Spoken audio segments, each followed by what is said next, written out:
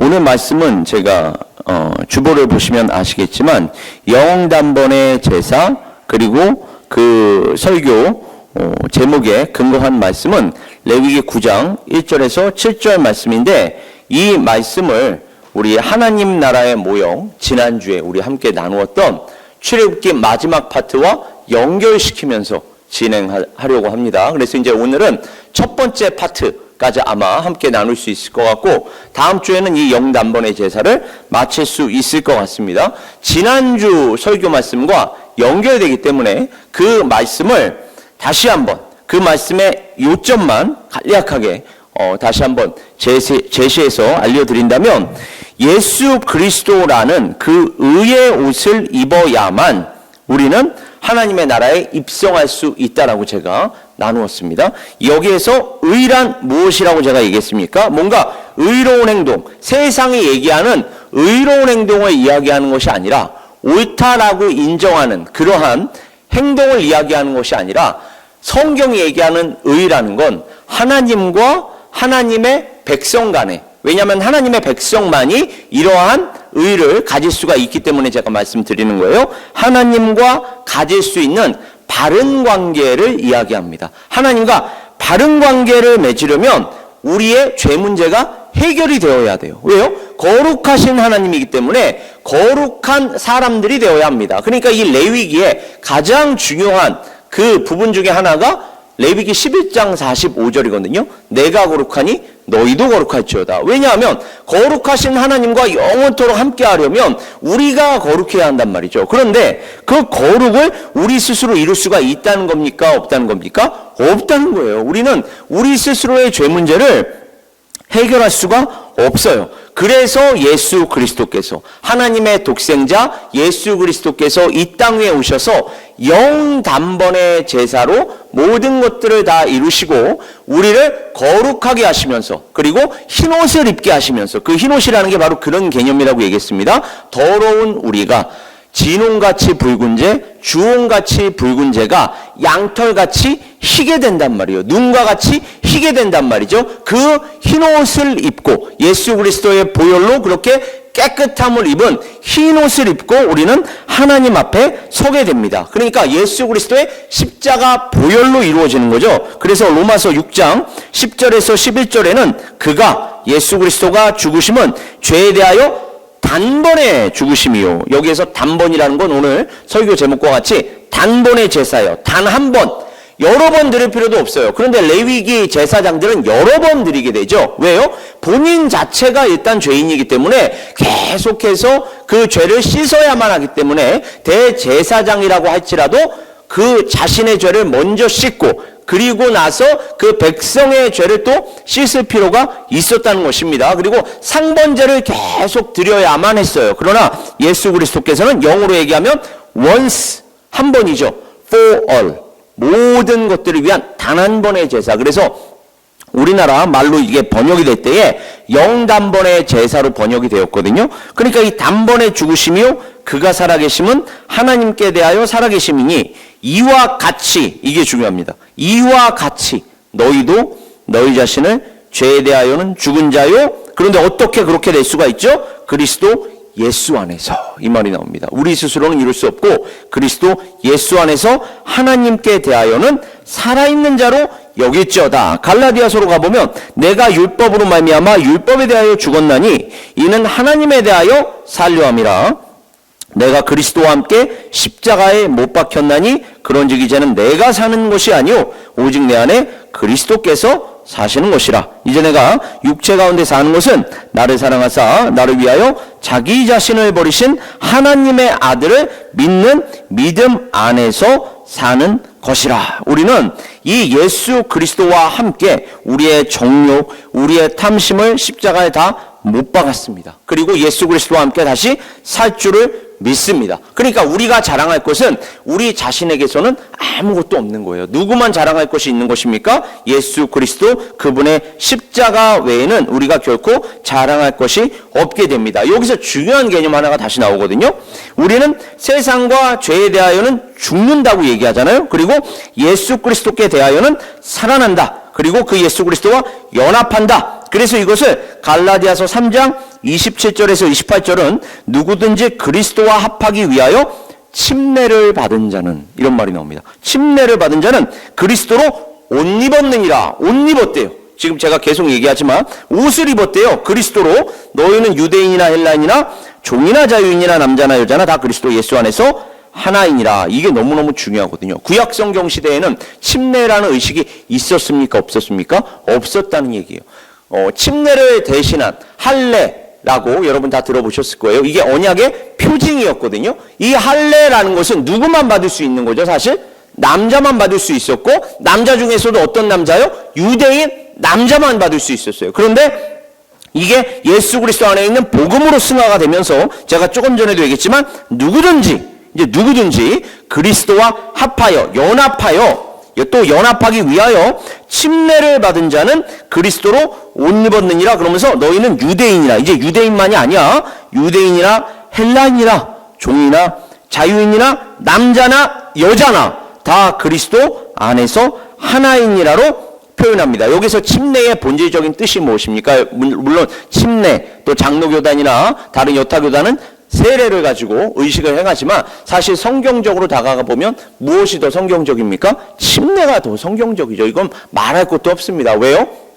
침례에 해당하는 베프티즘, 혹은 이게 동사로 얘기하면 베프티존마이라고 얘기하거든요. 헬라어에서. 이것은 온전히 잠기는 거예요. 우리가 온전히 잠기는 겁니다. 물론 침례 의식을 받았다고 해서 구원을 받는 것이 아니요. 또 침례 의식을 받지 못했다고 해서 구원을 받지 못하는 것은 아닙니다. 의식이에요. 예식입니다. 그러니까 뭐 침례나 세례나 본질적인 뜻에 집중해야 하는 건 맞아요.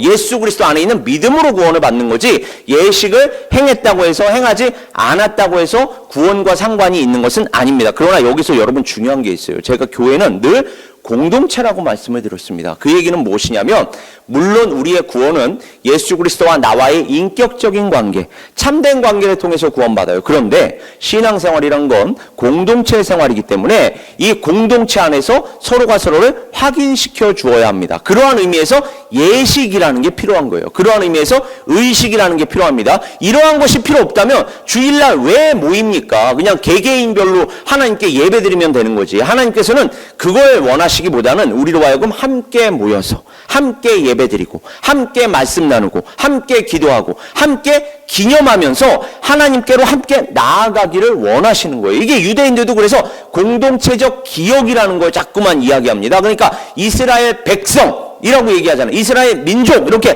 공동체적 개념들이 자꾸 나오는 것이고, 교회라는 거는 더 말할 필요도 없어요. 하나님을 믿는 사람들의 모임이에요. 모임. 공동체를 얘기합니다. 교회라는 그 말 자체가 그리스도의 몸, 하나님의 백성, 성령의 전, 이게 다 공동체적 개념이라고 제가 얘기했습니다. 특히 점점 이기주의적이고 자기중심주의적인 이러한 흐름 속에서 살아가고 있는 이 현대인들에게는 이 공동체적 개념이, 공동체적 의미가 특히 더 강조가 되어야 합니다. 그러니까 여기에서 중요한 건, 오늘날 우리가 처한 상황 속에서 더 중요한 건 뭐예요?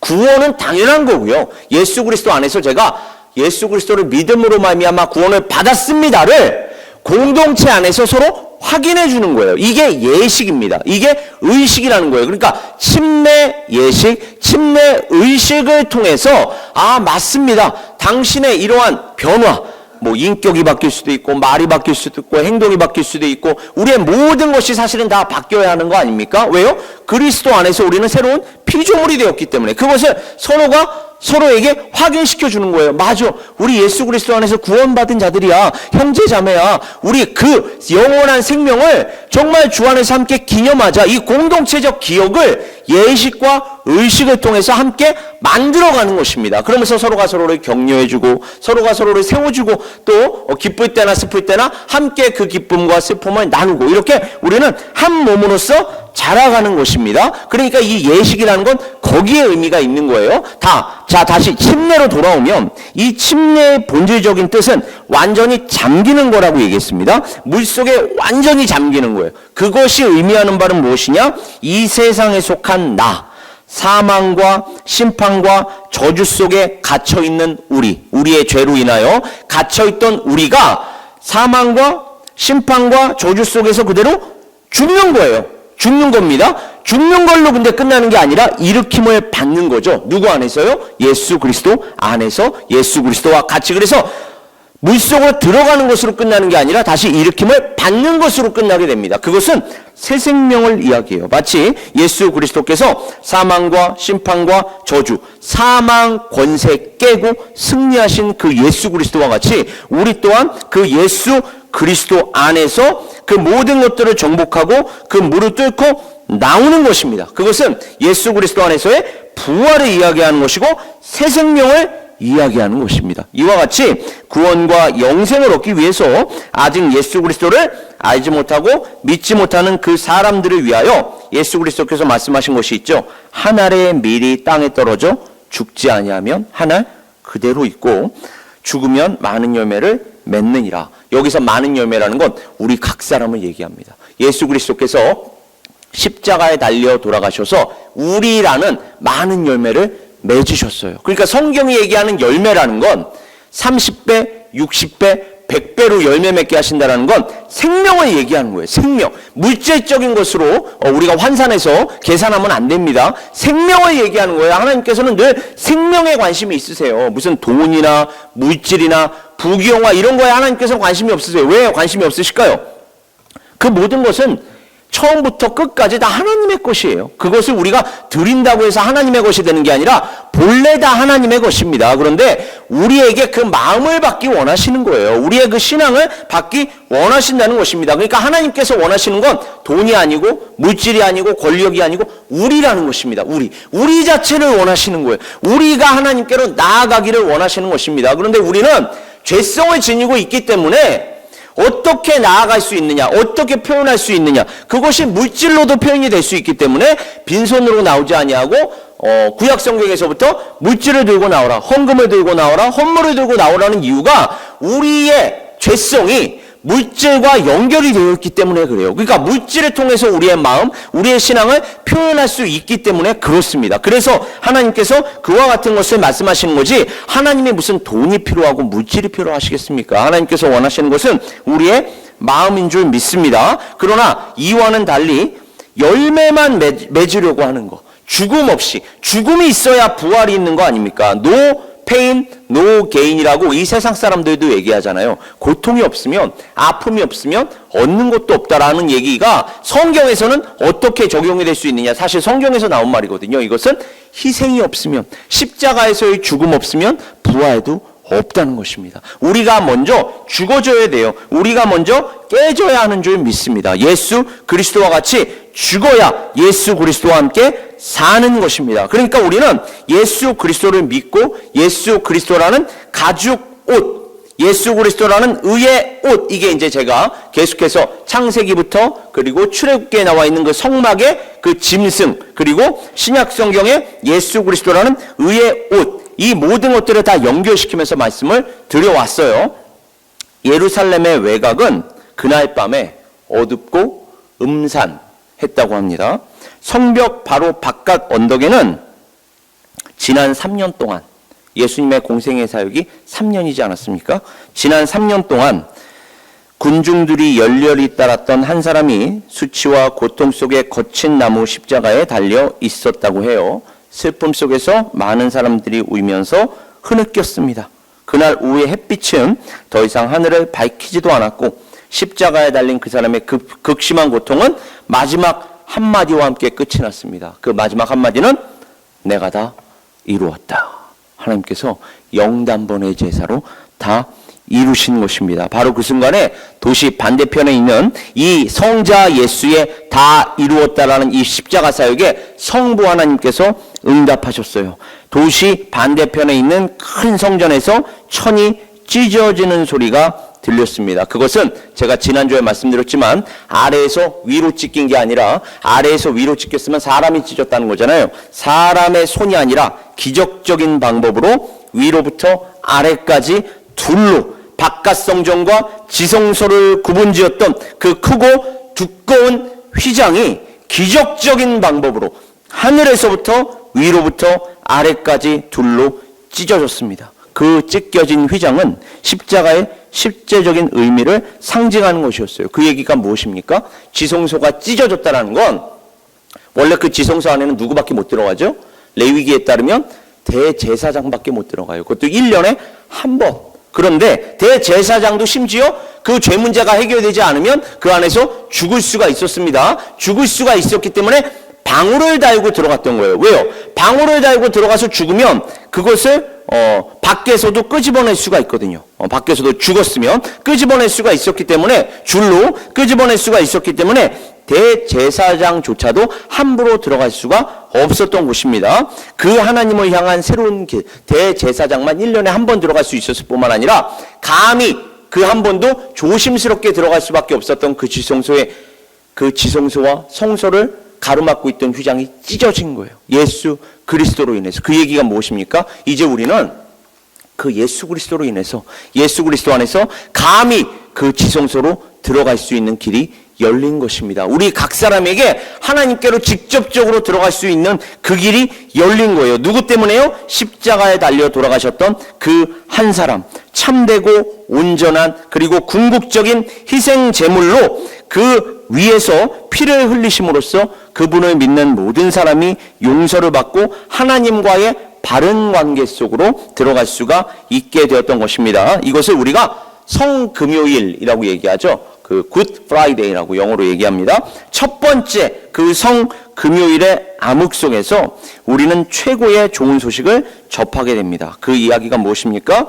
예수께서 우리가 죄로부터 구원받고 하나님과의 바른 관계 교제로 영원히 누릴 수 있는 길을 열어주셨다는 것입니다. 영원히, 저 영단번의 제사 속에서 영원이라는 말이 들어가 있는 거예요. 우리는 영원토록 효력을 발휘하는, 영원토록 하나님과 함께 할 수 있는 그 제사가 단 한 번으로 이루어졌다. 따라서 우리는 예수 그리스도의 십자가 앞으로 날마다 가까이 나아가면서 하나님과 그 교제를 이 세상에서도 맛볼 수 있을 줄 믿습니다. 그것이 바로 출애굽기 성막과 오늘 본문 말씀 영단번의 제사가 가리키는 의미예요. 히브리서 7장 27절은 이 말씀을 신약성경 관점에서 이제 가르쳐 주거든요. 자, 구약성경은 오실 예수를 이야기하는 것이고, 오실 예수가 어떻게 정말로 하나님의 아들이 사람의 아들이 되어서 이 땅 위에 오실 수 있었느냐, 오셨느냐, 그리고 여기에 오셔서 그 모든 구약의 예언과 언약을 어떻게 다 이루셨느냐가 복음서에서 우리에게 알려주시는 것이고, 이 복음서에서 다 이루신 것을 서신서, 그러니까 로마서에서부터 유다서까지 하나님께서 그 기름 부으신, 그리고 예수 그리스도 승천하신 후에 성령을 받은, 성령의 영감을 받은 한 사람 한 사람, 특히 12 제자들을 비롯한 사도들과 바울 사도를 통해서 하나님께서 저술하게 하시고 이걸 설명해 주시는데, 히브리서 기자는 이 레위기 제사를 이와 같이 얘기해요. 그는 저 대제사장들이 먼저 자기 죄를 위하고, 왜냐하면 자기도 죄인이니까 자기 죄를 먼저 위해야 되거든요. 다음에 백성의 죄를 위하여 날마다 제사 드리는 것과 같이 할 필요가 없으니 그렇게 할 필요가 없대요.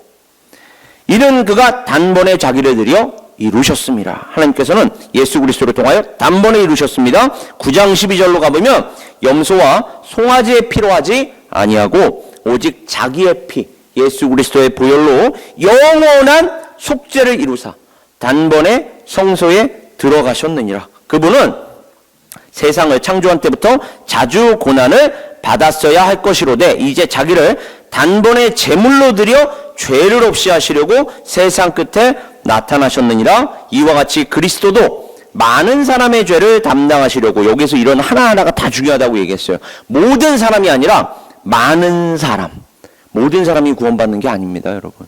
모든 사람은, 제가 새벽기도 시간에도 얘기했는데, 모든 사람은 사실 다 이쪽에 있는 거예요. 사망과 저주와 심판에 있는 겁니다.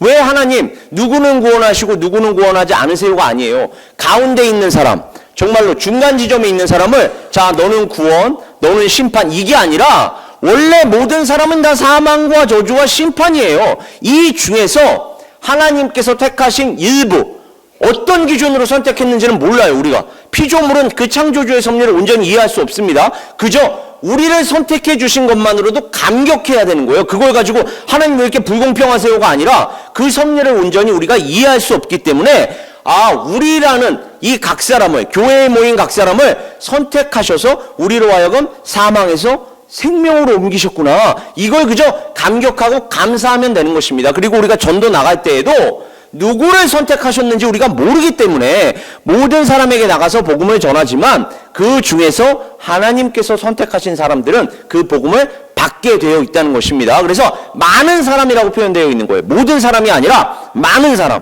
많은 사람의 죄를 담당하시려고 단번에 들이신 바가 되셨고 구원에 이르게 하기 위하여 죄와 상관없이 자기를 바라는 자들에게 두 번째 나타나시리라. 이건 무엇을 얘기합니까? 재림을 얘기하는 거죠. 그러니까 우리는 재림신앙, 종말론적 신앙으로 주님을 계속해서 기다리면서 하루하루를 살아가야 합니다. 그것이 하나님께서 우리에게 바라시는 그 마음이에요. 그러니까 여러분, 늘 여러분이 특히 사랑하는 사람, 여러분이 소중하게 생각하는 사람, 그 사람과 그 순간순간 누릴 때에 감사로 여러분 받으셔야 돼요. 저는 장가 가기 전에는 항상 집을 나설 때 어머니를 꽉 껴안고 사랑한다고 꼭 얘기하고 갔거든요. 왜 얘기하고 갔을까요?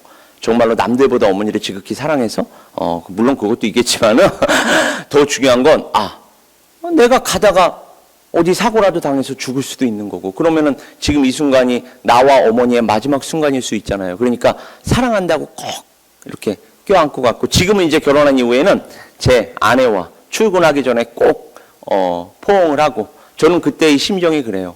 이 순간이 하나님께서 마지막으로 허락하신 순간일 수도 있으니까 이 순간을 내 아내하고 마음껏 누리자. 이런 마음으로 누리거든요. 그러니까 감사로 받으셔야 돼요. 언제 우리를 데려가실지 몰라요. 그게 바로 종말론적 신앙입니다. 그게 바로 재림신앙이에요. 그러면 모든 상황 속에서 우리는 감사와 감격으로 열매 맺을 수밖에 없습니다. 이것 또한 하나님께서 무엇인가를 위하여 사용하시기 위해서 이와 같이 우리에게 허락하시는구나. 그래서 제가 아까 광고 시간에도 말씀드렸듯이 무엇인가에 우리 일희일비하지 마시고 항상 감격과 감사로 하나님께 나아가셔서 하나님께 영광 올려드리는 우리 MNS의 성교교회 한 사람 한 사람 되시기를 주님의 이름으로 축원합니다. 이 뜻을 따라서 예수 그리스도의 몸을 단번에 들으심으로 말미암아 우리가 거룩함을 얻었노라. 이게 포인트예요. 제가 얘기했잖아요. 아까 레위기의 가장 중요한 핵심 구절이 내가 거룩하니 너희도 거룩할지어다 라는 것이었는데, 그 거룩이라는 건 구약성경 그 당시에는 제사를 통해서였어요. 특히 피제사를 통해서 하나님 앞에서 거룩함을 얻었습니다. 그러니까 자꾸 부정한 음식, 부정한 시체, 부정한 짐승 이런 거 만지지도 말고 가까이 하지도 말라 그랬어요. 왜요? 그렇게 되면 우리가 거룩할 수가 없으니까. 그러니까 그 얘기의 핵심은 뭐예요? 어떻게 우리가 살면서 그 모든 것들을 다 피하면서 살 수가 있습니까? 어떻게 레위기에 나와 있는 부정한 짐승, 부정한 시체, 부정한 음식, 어떻게 그런 것들을 하나도 만지지 않고 살 수가 있어요? 그 얘기의 핵심은 무슨 말입니까? 너희는 너희 스스로 구원을 이룰 수가 없다라는 거예요. 너희는 너희 스스로 아무리 노력해도 거룩을 입을 수가 없다. 내가 너희를 위하여 거룩을 입혀주겠다라는 것이었습니다. 신약성경으로 가보면 그 거룩을 어떻게 입혀주신 거예요? 예수 그리스도의 보혈로 예수 그리스도의 몸을 단번에 들으심으로 말미암아 우리가 거룩함을 입었노라. 그래서 우리가 하나님께로 가까이 나아갈 수가 있는 것입니다. 거룩하신 하나님께 거룩함을 받은 우리가 하나님께로 가까이 나아갈 수가 있었고, 가까이 나아갈 수 있을 뿐만 아니라 그 하나님과 영원토록 함께할 수가 있게 된 것입니다. 그리고 예수 그리스도는 이제 영원한 제사를 드리셨잖아요. 이제는 하나님 우편에 앉아 계십니다. 바로 이와 같이 우리는 이 모든 하나님의 말씀, 이 하나님의 말씀, 그리스도교, 기독교, 이것은 하나님의 자기 계시라고 제가 말씀을 드렸습니다. 그 계시는 예수 그리스도 안에서 완성이 돼요. 그러니까 성경의 모든 인물, 모든 사건 등은 다 예수 그리스도를 예표한다 그랬고, 그래서 우리는 예수 그리스도 안에서 구원과 영생을 얻을 수 있을 뿐만 아니라 하나님의 나라에 들어갈 수가 있다라고 얘기했습니다. 다만 already not yet 이라는 신학적 개념처럼 다 이루셨지만 우리는 한 걸음 한 걸음 그 순례자의 길을, 그 신앙 여정을 지금도 함께 걷고 있습니다. 날마다 걸으면서 옆에 사람 독려하고 옆에 사람 위하여 함께 기도하면서 날마다 그 예수 그리스도를 인격적으로 알아가고 더 알아가면서 나아가는 것입니다. 그것을 제가 성화라고 제가 말씀을 드렸어요. 그래서 성화라는 것이 우리가 다 하나님의 아들을 믿는 것과 아는 일에 하나가 되어 온전한 사람을 이루어 그리스도의 장성한 분량이 충만한 데까지 이르는 것. 여기서 주어는요, 우리입니다. 내가 아니에요. 우리예요. 우리가 공동체로 지금 모이지 않았습니까? 성경은 늘 교회라는 공동체에게 얘기하는 거지 한 사람 한 사람에게 얘기하는 게 아니라고 얘기했습니다. 옆에 사람을 늘 생각하셔야 돼요. 자기 생각이 있더라도, 자기 관점이 있더라도, 자기 성격이 있더라도 그런 거 없는 사람이 어디 있습니까? 이 세상에. 그러한 것들을 어떻게 내가 옆에 있는 사람들과 잘 조정하면서 또 그 사람들 위하면서 어떻게 함께 나아갈 수 있을까를 고민하고 기도하는 것입니다. 그리고 지혜가 부족할 때에는 지혜를 달라고 기도하는 거예요. 그러면서 함께 나아가는 것입니다. 그렇게 우리가 내가가 아니라 우리가 다 하나님의 아들을 믿는 것과 아는 일에 하나가 돼요.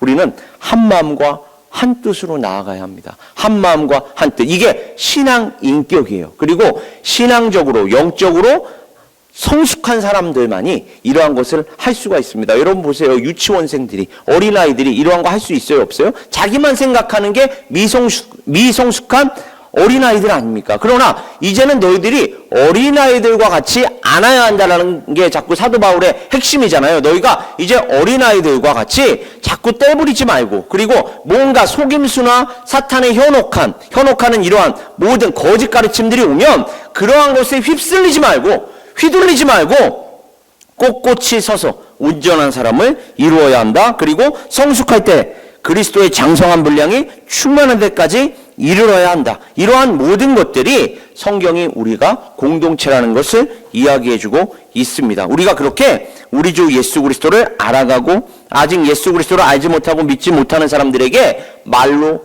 행동으로, 인격적으로 알려줄 때 예수 그리스도를 발견한 사람들에게는 예수 그리스도께서 우리 모든 죄를 다 짊어지시고 십자가에 돌아가셨을 때 하나님의 뜻이 다 이루어진 것이구나 라는 것이 확증되게 됩니다. 하나님께서는 당신의 백성들을 구원하시기 위한 그 뜻을 이루시기 위해서 당신의 아들을 희생 제물로 받으셨어요. 여기서 희생 제사, 희생 제물, 이게 너무너무 중요하거든요. 왜 중요하냐면 레위기에는요 5가지 주된 제사가 나옵니다. 오늘은 여기까지만 제가 나누고 마칠 텐데 5가지 주된 제사, 이것이 하나의 핵심으로 수렴이 돼요. 그게 바로 희생 제사입니다. 다시 한번요. 5가지 주된 제사가 나오는데 첫 번째로 번제입니다. 두 번째로 소제입니다. 세 번째로 화목제입니다. 네 번째로 속죄제예요. 다섯 번째로 속건제입니다. 이 5가지를 하나의 핵심으로 요약하면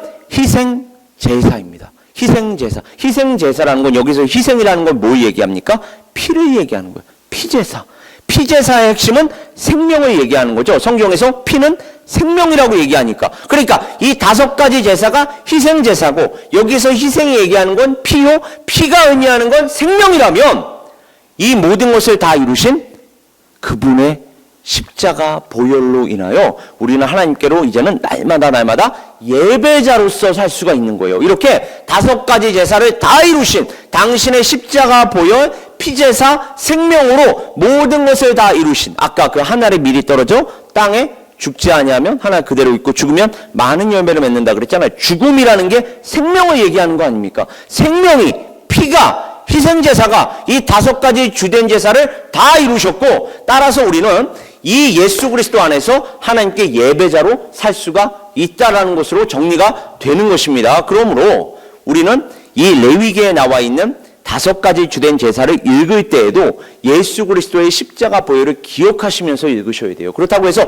이거 어차피 다 이루신 거니까 필요 없네. 여러분, 세상 사람들도 역사를 잊은 민족에게는 미래가 없다라고 얘기합니다. 성경은 하나님의 역사예요. 하나님의 구속사입니다. 역사로 봐야, 통으로 봐야, 전체로 봐야 우와, 하나님께서 정말로 역사하신 게 맞구나가 되는 거지. 파편적으로 성경을 보잖아요. 그러면 내가 원하는 거, 내가 듣기 좋아하고 내가 보기 좋아하는 것들만 선별적으로 자꾸만 읽게 된다니까요. 그러면 자기중심적인 성경 읽기가 되고 자기중심주의적인 성경 해석이 되고 자기중심주의적인 성경 적용이 되는 것입니다. 여러분, 그게 아니라 성경 전체를 보면 와, 하나님께서 정말로 이때의 홍해바다를 가르칠 수밖에 없었고 이때의 요단강을 가르칠 수밖에 없었으며 이때의 사사들을 왜 사용하셨고 이때의 사무엘을, 이때의 다윗을, 이때의 통일왕국을, 이때의 선지자들을 왜 이렇게 사용하셨구나, 이 역사를 보셔야 되는 거예요. 그러면 와, 하나님께서 정말로 이 모든 상황 속에서 다 역사하셨네. 그리고 궁극적으로는 예수 그리스도를 통해서 다 이루셨네. 하나님 감사합니다. 그 예수 그리스도의 성령이 지금은 우리 안으로 들어오셔서 우리와 내주하시고 또 우리를 통하여 이와 같은 역사를 함께하여 주실 줄 믿습니다가 되는 거예요. 그러면 우리는 성령 안에서 어떠한 것도 걱정하거나 염려할 필요가 없게 되는 것입니다. 모든 희생제물의 실체가 되신 예수 그리스도께서 온전한 제물이 되셨잖아요. 그런데 제물만 되신 게 아니라 온전한 대제사장이 되는 거죠. 그래서 히브리서에 따르면 Great High Priest가 아니라 Great High Priest라고 얘기해요. 온전한 영원한 대제사장인 예수께서 제사장만 되신 게 아니라 당신께서 친히 온전한 제물이 되셨어. 그러니까 하나부터 10까지. 그러니까 성경은 예수 그리스도를 요한계시록 가보면 특히 뭐라 그래요? 처음이요 나중이라. 알파와 오메가다. 처음부터 끝까지 예수 그리스도께서 다 하셨기 때문에 그래요. 우리가 한 거는 사실은 아무것도 없어요. 우리가 할 것은 지금도 그저 그 하나님의 역사를 알고 믿으면서 감사와 찬송과 영광을 올려드리면 되는 것입니다. 그리고 올라가실 때에 예수께서 그냥 올라가신 게 아니에요.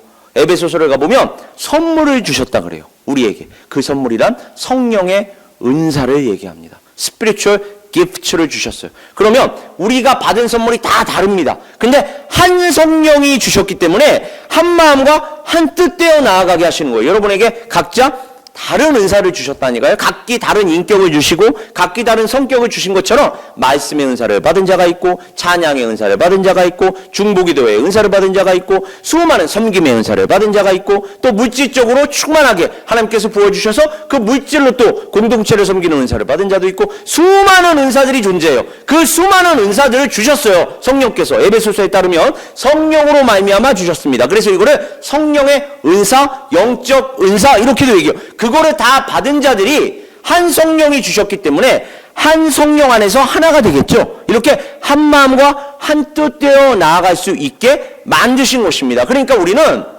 하나님께 감격과 감사와 찬송과 영광을 올려드리되 어떻게 영광을 올려드릴 수 있다는 것입니까? 하나님께서 주신 그분의 선물을 우리가 받아서 누릴 뿐만 아니라 그걸 가지고 예수 그리스도의 몸, 하나의 몸을 함께 세워나가면서 함께 세워나간다면 우리 안에서뿐만 아니라 이제 바깥 사람들도 그것을 보는 거예요. 저들은 도대체 누구냐? 저들이 세우는 저 공동체는 뭐야? 저들이 감당하는 저 공동체 사역은 뭐야? 라고 하면서 야, 저들은 뭔가 우리하고 다르구나. 구별된 공동체구나. 라고 하면서 우리 안으로 들어오기를 바라는 그 심령을 또 하나님께서 하나님의 택하신 자들에게는 주시는 거예요. 그러면 그들이 또 주의 그 공동체로 들어와서 또 함께 하나가 되는 것입니다. 하나님의 때, 하나님의 방법으로. 이게 바로 우리가 하나님께 영광을 올려드리는 방법이에요. 첫 번째로 번제는 온전한 헌신을 상징합니다. 다시 한번요. 번제는 온전한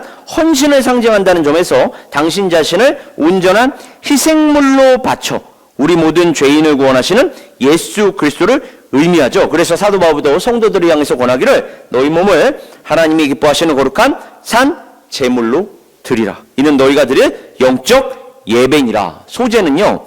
알곡의 하얀 가루가 부서지면서 바쳐지는 제사로 순수한 봉사, 순수한 충성을 상징합니다. 그것은 순수한 봉사, 순수한 충성을 다하신 누구를 가리킬까요? 예수 그리스도를 역시나 가리킵니다. 화목제는요, 하나님께 감사하는 마음으로 때로는 서운하고 때로는 자발적으로 하나님께 드리는 제사로 하나님과 인간 사이를 화목케 하는 제사니 우리와 하나님과의 사이를 온전하게 화평하게 하신, 화목하게 하신 역시나 예수 그리스도를 얘기합니다. 그래서 예수 그리스도가 피스 메이커가 되는 것이고 우리 또한 예수 그리스도 안에서 피스 메이커가 되는 줄 믿습니다. 역시나 화목제 또한 예수 그리스도를 가리켜요. 그분만이 하나님과 우리 사이를 화목케 하실 수가 있기 때문입니다. 마지막으로 오늘의 마지막이에요. 속죄제, 속건제 또한 하나님께 또는 사람에게 대한 그 범한 죄를 속죄하기 위한 제사로 우리 모든 죄를 짊어지시고 십자가 위에서 돌아가신